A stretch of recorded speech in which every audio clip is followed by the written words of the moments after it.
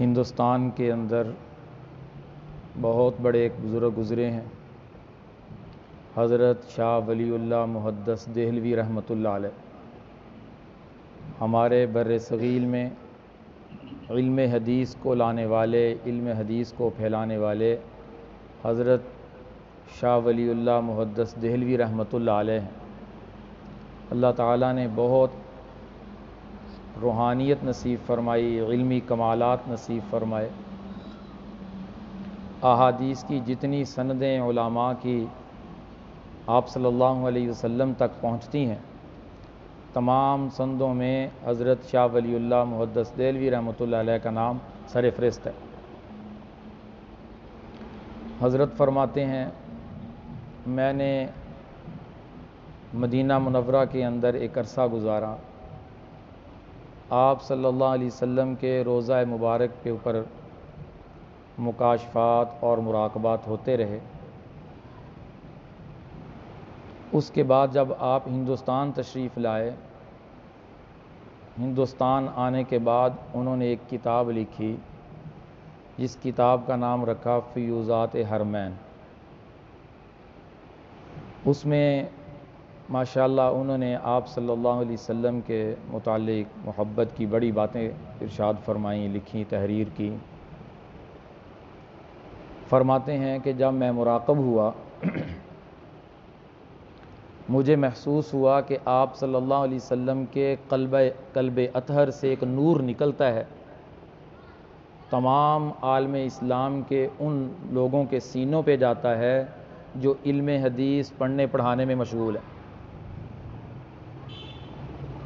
جتنے بھی لوگ علم حدیث پڑھ رہے ہیں، پڑھا رہے ہیں، یہ سارا کا سارا فیض رسول اللہ صلی اللہ علیہ وسلم کا ہے۔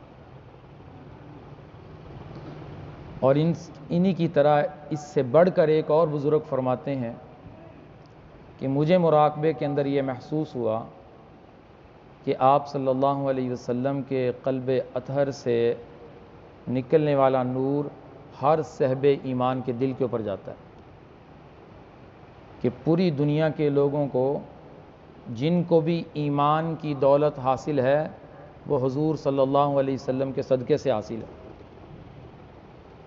جب وہ اللہ والے یہ بات سنا رہے تھے، ایک شخص ان کی مجلس میں بیٹھا ہوا تھا، کہنے لگا میں اس بات کو نہیں مانتا۔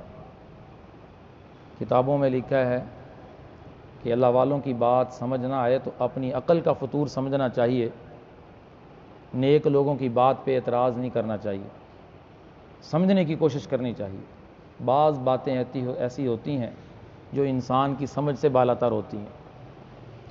وہ کہنے لگا میں اس بات کو تسلیم نہیں کرتا کہ آپ نے جو کہا ہے کہ ہر صاحب ایمان کو وہ نور حاصل ہے جو آپ صلی اللہ علیہ وسلم کے روضہ اقدس سے نکلتا ہے۔ تو بزرگ پھر اللہ والے تھے، جلال میں آ گئے، آتے تو نہیں ہیں لیکن کبھی آ بھی جاتے ہیں جب کوئی سخت بات کر دے۔ تو کہنے لگے اگر آپ اس بات کو تسلیم نہیں کرتے، اس نور کی جو تار آپ کے دل پر آ رہی ہے اس کو توڑ دوں؟ اس نے کہا توڑ دے۔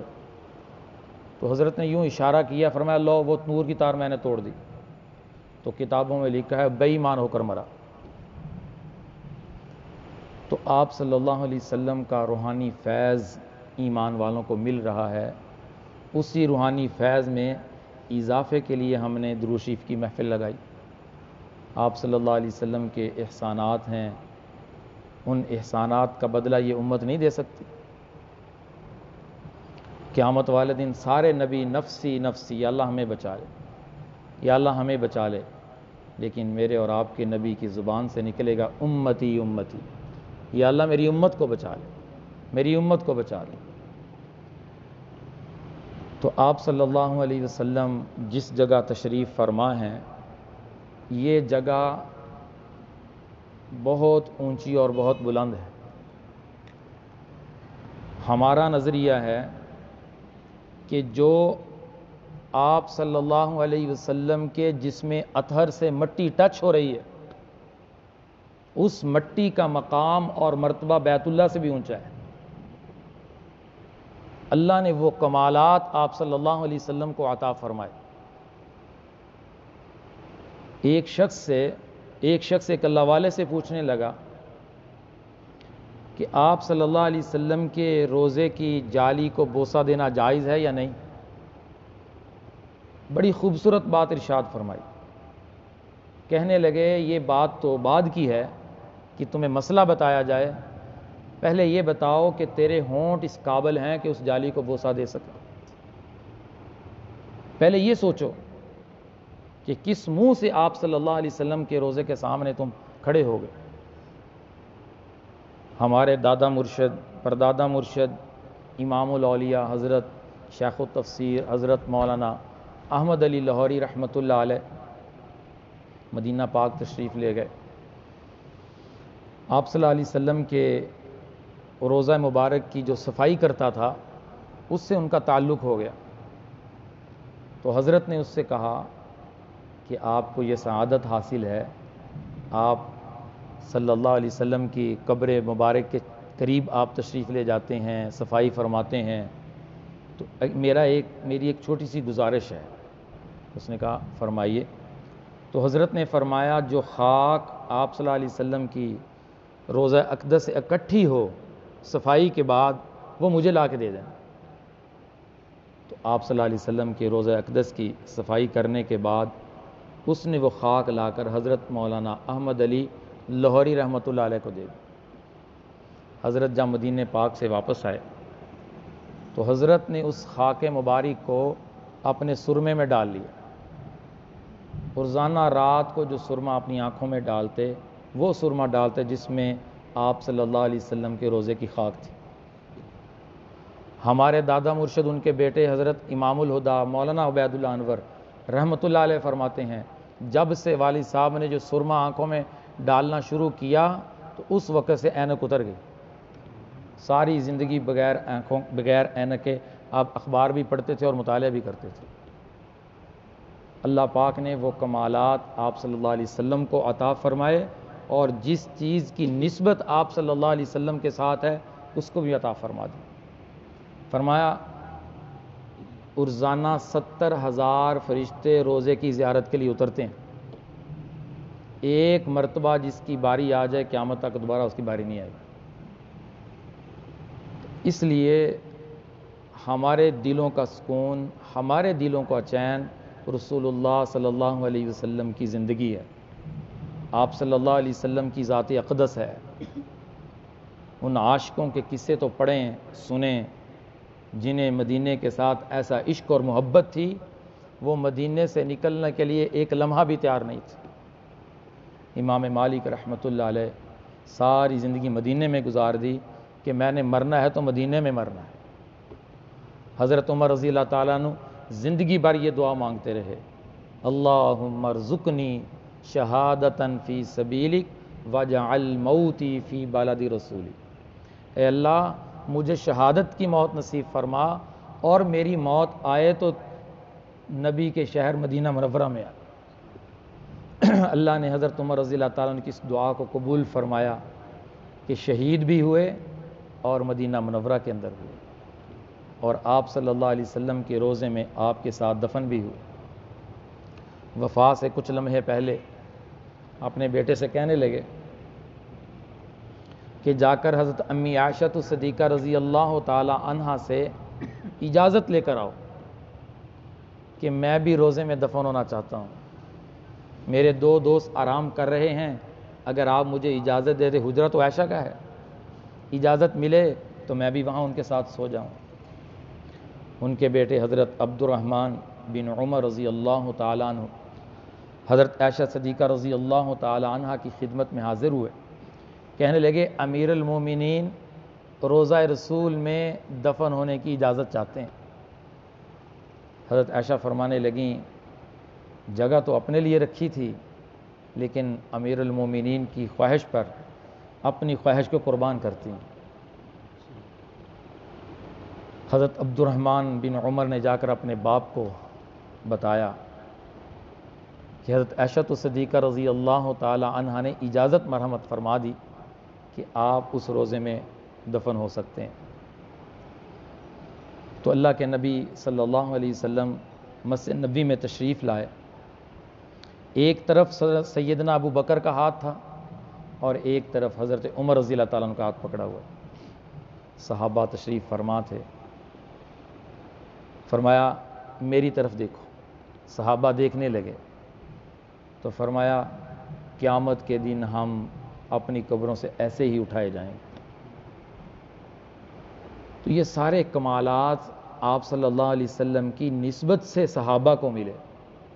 تو میں نے جو بات عرض کی کہ ہماری زندگیوں کا چین اور سکون رسول اللہ صلی اللہ علیہ وسلم کی محبت میں ہے. یہ ساری دنیا اس وقت بہت بڑے دھوکے کے اندر ہے. قسم کھا کے یہ بات کہی جا سکتی ہے آج کا نوجوان، آج کا بوڑھا، آج کا مرد، آج کی عورت کو اتنا بڑا دھوکہ لگا دیا گیا کہ انہوں نے اپنے دلوں کا سکون دنیا کی اسباب کے اندر تلاش کرنا شروع کر دیا. کوئی کہتا ہے مال آئے گا تو سکون ملے گا، کوئی کہتا ہے بنگلہ بنے گا تو سکون ملے گا، کوئی کہتا ہے بڑی گاڑی ملے گی تو سکون ملے گا، کوئی کہتا ہے سونا چاندی آئے گا تو سکون ملے گا.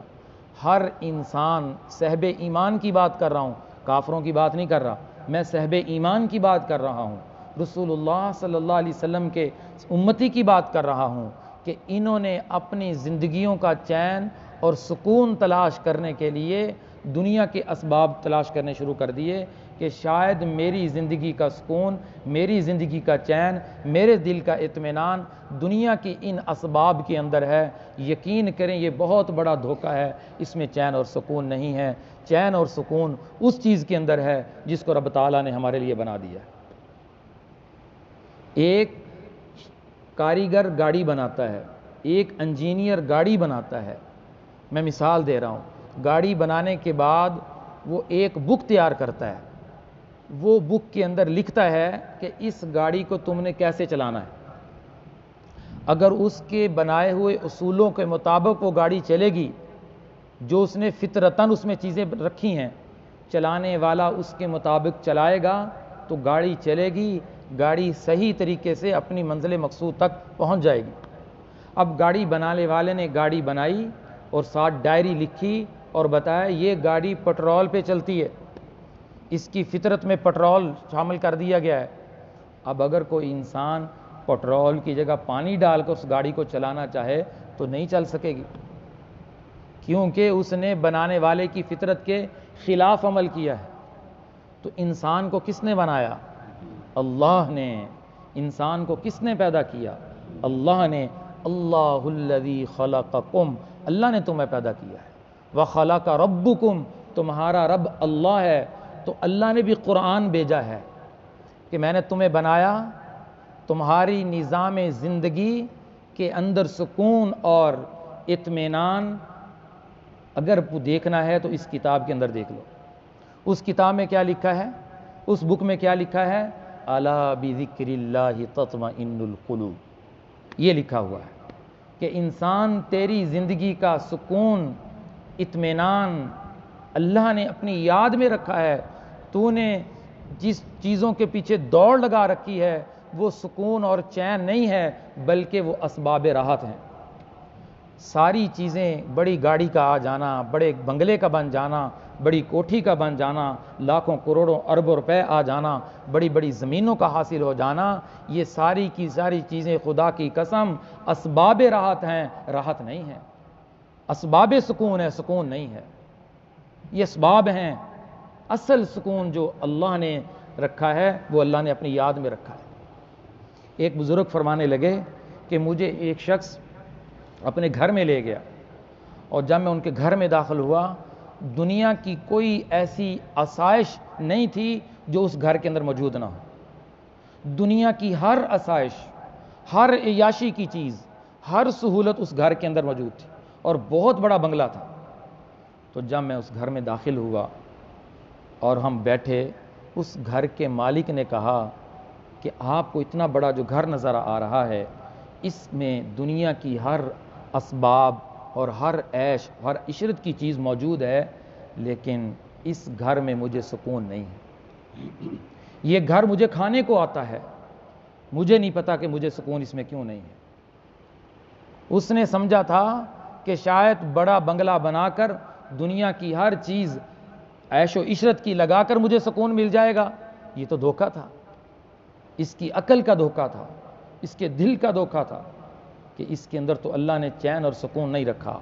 اگر ان چیزوں میں چین اور سکون مل جاتا تو آپ مجھے بتائیں، تو قارون کے پاس یہ چیزیں نہیں تھیں، فرعون کے پاس یہ چیزیں نہیں تھیں، نمرود کے پاس یہ چیزیں نہیں تھیں.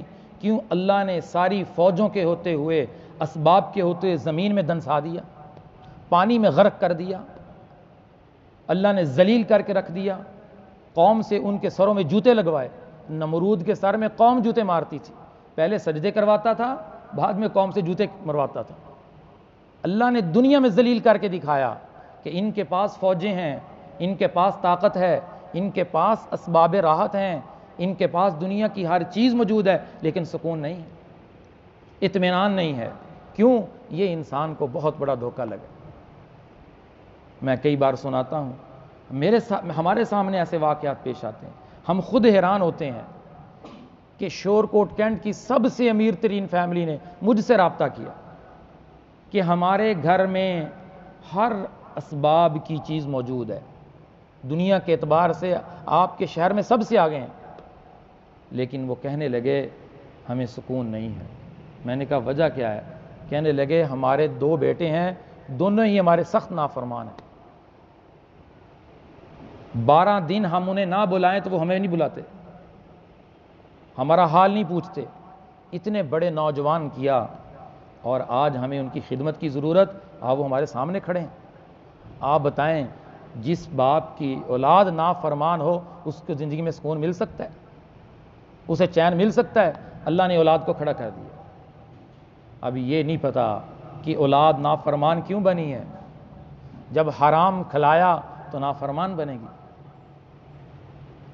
وہ باپ یہ تصور ذہن سے ختم کر دے کہ اگر وہ اپنی اولاد کی تربیت غیر اسلامی طریقے سے کرے گا اور انہیں حرام کھلائے گا وہ ان کی فرما بردار بن جائے. ایسا نہیں ہو سکتا، یہ اس کی بھول ہے. تو اس لیے میں عرض کر رہا ہوں کہ اپنے اس یقین کو بدلیں، اپنے اس تصور کو بدلیں کہ ہماری زندگی کا چین اور سکون اور اطمینان اللہ کے ذکر کے اندر ہے، اللہ کی یاد کے اندر ہے، مدینے والے کی محبت کے اندر ہے، آپ پر صلاۃ و سلام پڑھنے کے اندر ہے. آپ کتنے لوگوں کو دیکھیں جو زندگی بھر مسجد نہیں آتے، اگر اللہ تعالیٰ انہیں اپنے گھر لے جائے وہ کہتے اللہ کا گھر دیکھ کے سکون مل گیا، روزہ رسول کی زیارت کی سکون مل گیا. کیوں کہتے ہیں؟ وہ اس لیے کہتے ہیں وہ فطرت کی طرف واپس آ گئے ہیں.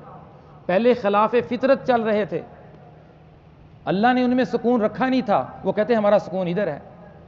خلاف فطرت چل رہے تھے، جب وہ فطرت کی طرف لوٹے، جب ذکر کی طرف آئے، جب قرآن کی تلاوت کی طرف آئے، جب بیت اللہ کو دیکھا، جب روزہ رسول کو دیکھا صلی اللہ علیہ وسلم، کہنے لگے ہمارے دل کے اوپر اللہ کی رحمت آ گئی، ہمیں سکون مل گیا، ہمیں چین اور اطمینان مل گیا. کیوں؟ اس لیے کہ اللہ نے انہی چیزوں کے اندر اس کے لیے چین اور سکون رکھا تھا. اسے آج پتہ چلا ہے.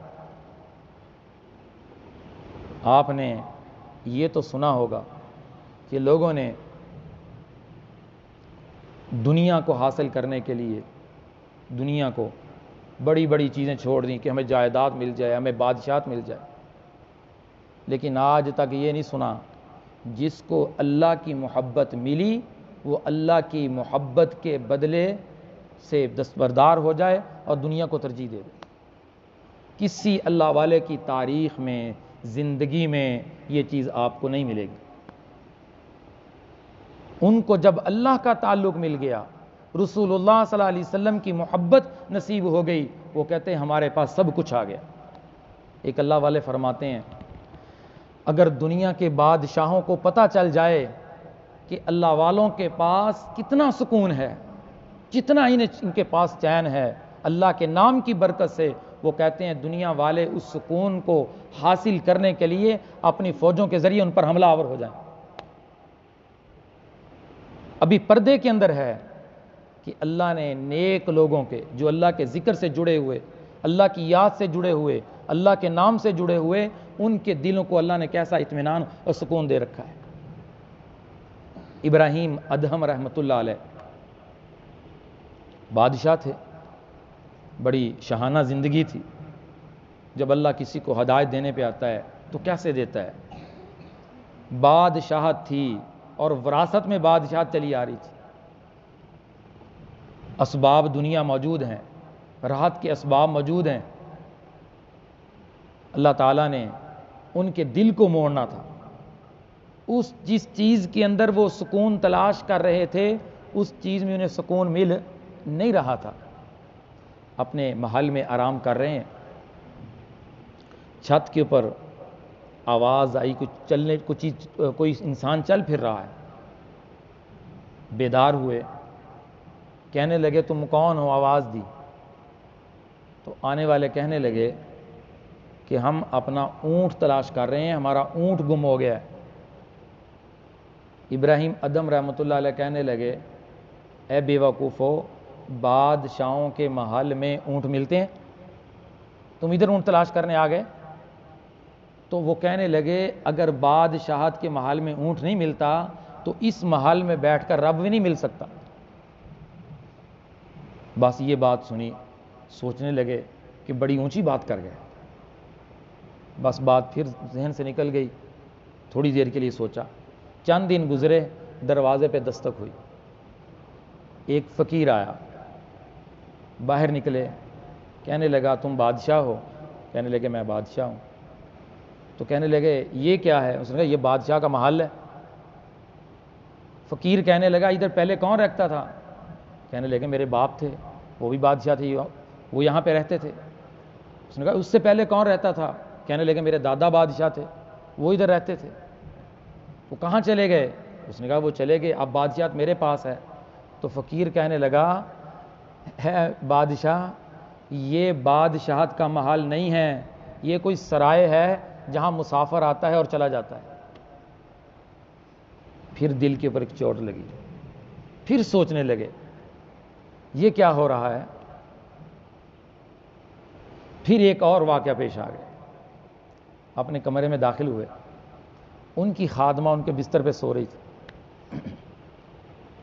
ان کو دیکھتے ہی اٹھ گئی. تو حضرت نے اسے مارا، رونے لگی. رونے کے بعد وہ ہنسنے لگی. حضرت نے پوچھا یہ کیا کر رہی ہے؟ پہلے رو رہی ہے اور پھر ہنس رہی ہے. کہنے لگی بادشاہ روئی تو اس لیے ہوں آپ نے مجھے مارا ہے، ہنس اس لیے رہی ہوں کہ میں 2 گھنٹے اس بستر پر سوئی ہوں، مجھے اتنی مار پڑی ہے، جو ساری زندگی اس پہ سوتا ہے اس کو کتنی مار پڑے گی. یہ آخری چوٹ دل کے اوپر لگی، بادشاہت سے استعفیٰ دے دیا، دستبردار ہو گئے کہ یہاں پہ سکون نہیں ہے، یہاں پہ کامیابی نہیں ہے.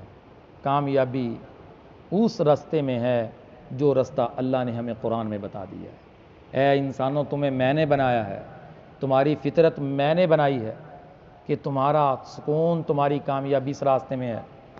تمہیں دھوکہ لگ گیا، تم راستے سے ہٹ گئے، تم شیطان کا شکار ہو گئے، تمہیں اس نے کسی اور راستے پہ چلا دیا ہے. بچو اس شیطان سے، یہ تمہارا سری دشمن ہے. انہ لکم عدو مبین لا تعبد الشیطان، شیطان کی نہ مانو، یہ تمہارا سری دشمن ہے. اللہ کس کی مانے؟ فرمایا وَأَنِ اعْبُدُونِی، میری مانو. ھذا صراط مستقیم، یہ سیدھا رستہ ہے. چھوڑ دی بادشاہت ابراہیم ادم رحمۃ اللہ علیہ نے، نکل گئے اللہ کے رستے میں، فقیری اختیار کی، اللہ کی یاد میں لگے. ایسے لگے کہ اللہ نے ولایت نصیب فرما دی. اپنے نام کی برکت سے ذکر کے اوپر ایسی محنت کی، اللہ کا تعلق مل گیا، اللہ کی محبت مل گئی. اللہ تو انتظار میں ہے کہ بندہ مجھ سے تعلق بنائے، لیکن بندہ کہتا ہے میرے پاس ٹائم ہی نہیں ہے، میں تجھ سے کیسے تعلق بناؤں؟ مجھے تو دنیا داروں سے تعلق بنانا ہے، مجھے تو علاقے کے MNA MP سے تعلق بنانا ہے، مجھے تو تھانے علاقے کے SHO سے تعلق بنانا ہے. کل کو کوئی کام پڑے گا، MNA سے کہہ دیں گے، MPA سے کہہ دیں گے، علاقے سے تھانے دار سے کہہ دیں گے، بیس کمانڈر سے کہہ دیں گے وہ میرا دوست ہے. میں نے تو ان سے تعلقات بنانے ہیں، میرے پاس وقت اور فرصت ہی نہیں ہے کہ میں اللہ سے تعلق بناؤں. تو ایک سے تعلق بنانے کی بجائے اگر ایک سے ہی تعلق جوڑ لیا جائے تو سارے تعلقات ہی ختم ہو جائیں گے. ایک سے تعلق قائم کر لیا جائے پھر نہ ایم کے تعلق کی ضرورت ہے، نہ ایم پی اے کے تعلق کی ضرورت ہے، نہ کسی مشیر وزیر کے تعلق کی ضرورت ہے۔ آپ کے ہاتھ اٹھیں گے، ساتوں آسمانوں کو چیرتی ہوئی دعا اللہ کے عرش تک جائے گی، یقین سے کہتا ہوں۔ آج ہم نے محنت ہی نہیں کی اللہ سے تعلق بنانے کی۔ محنت تو کر کے دیکھیں، نہ تعلق بنے۔ اللہ کے قرآن کا وعدہ حق اور سچ ہے، اللہ تو اپنے بندے کی انتظار میں ہے۔